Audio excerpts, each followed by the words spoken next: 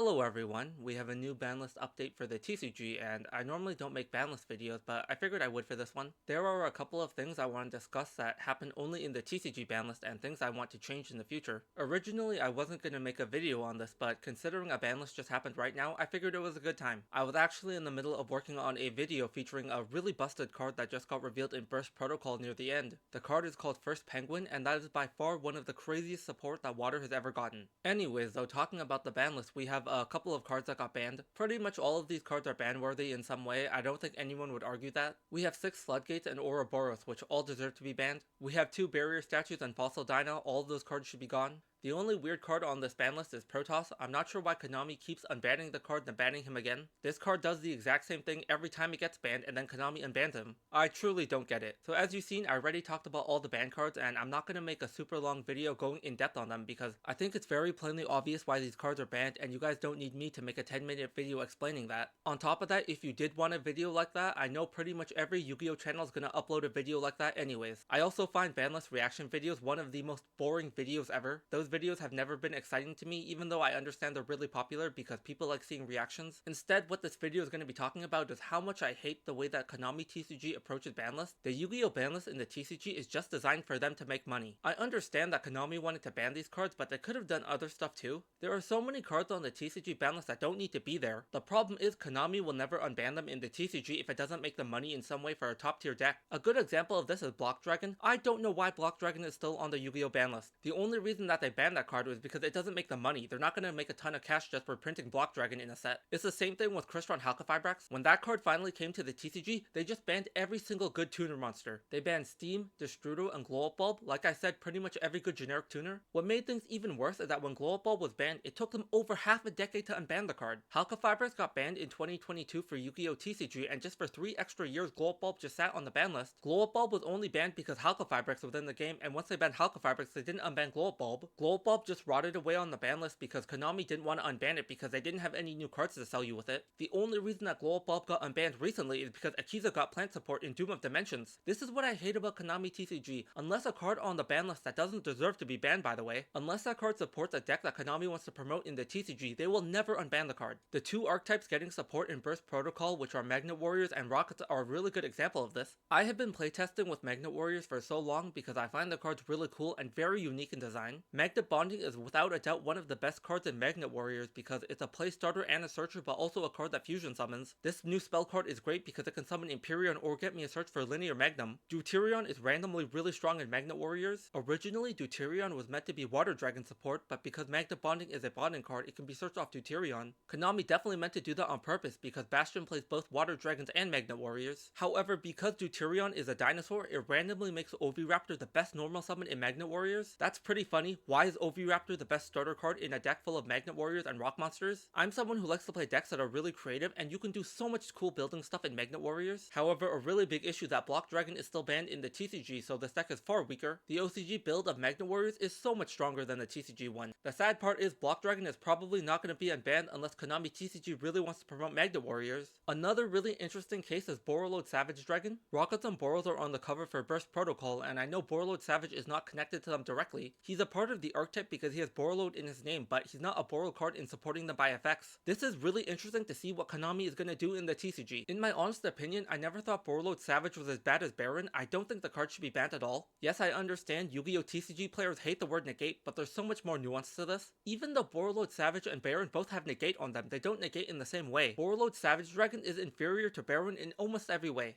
Unlike Baron, Borreload Savage Dragon is not active as soon as he hits the field, so he can't negate immediately. If you hit him with a negate, he's helpless because he doesn't have any counters on him to negate something yet. In order for Borreload Savage Dragon to negate something, he has to be properly synchro summoned, unlike Baron. Because he needs to be properly synchro summoned, you need a link monster in the grave to equip to him to give him counters. If you summon Baron on your 5th summon, you can stop Nibiru, but Borreload Savage Dragon will not be able to. Your opponent will activate Nibiru as Savage is trying to equip the link monster to it, and you won't have counters yet. This means that Borreload Savage Dragon will not be able to stop Nibiru. Another thing too is that Borreload Savage Dragon needs more setup than Baron. You have to get a Link monster in the grave, which is not hard to do, but not every deck will be able to do that by their 5th summon. On top of that, Savage is not as generic as Baron is because it can't be used in decks that don't play Link monsters. There are Synchro decks such as Synchron and Red Dragon Archfiend that can't use Borreload Savage Dragons because they're locked into Synchro all the time. They can't play a Link monster and as a result they can't use Savage. I know everyone hates Borreload Savage Dragon in the TCG, but I think the card is honestly fine. Just because a card says negate doesn't mean it's broken. Another example is Wind Up Zenmaity. I don't know why this card is still banned and Hunter is not. The OCG is smart and they know that Hunter is the problem, so they banned Wind Up Hunter. That's why Zenmaity is still at 3 over there. They even gave Wind Up new support in Flames of Destruction, and Konami TCG did nothing for Wind Up. They just left the card to rot on the ban list. For some reason, it's been almost 13 years and Wind Up Zenmaity is still banned in the TCG. This is a really big issue I have with the TCG and their way of banning cards. They are just so incentivized by money that everything they do for the ban list is just motivated by profit. I'm someone who enjoys playing lower tier decks, kind of like the Rogue strategy or like a tier 2 or tier 3. I just have a lot of fun deck building with those type of archetypes and they're really enjoyable for me. I know some people prefer to only play meta decks and decks that are tier 1 only, and that's totally fine as well. I think it's cool for Yu-Gi-Oh that players can choose whatever they want. If you want to play your broken top tier decks that are always meta, you can go ahead and do that. If you want to play your less viable, not as strong decks that are tier 2 or tier 3 or even rogue, you can do that as well. There's just something for everyone and I think that's great. It just makes me very sad how the lower tier decks always have to suffer from Konami TCG. The cards that support that deck are never going to be unbanned unless Konami wants to promote them and make money. There's also another video I'm working on that I might upload today. It's based on that very generic, very broken water card called First Penguin in Burst Protocol. I'll try and see if I can get that up today. So that's it for me. Hope you guys enjoyed this video. Have a good one. Take care.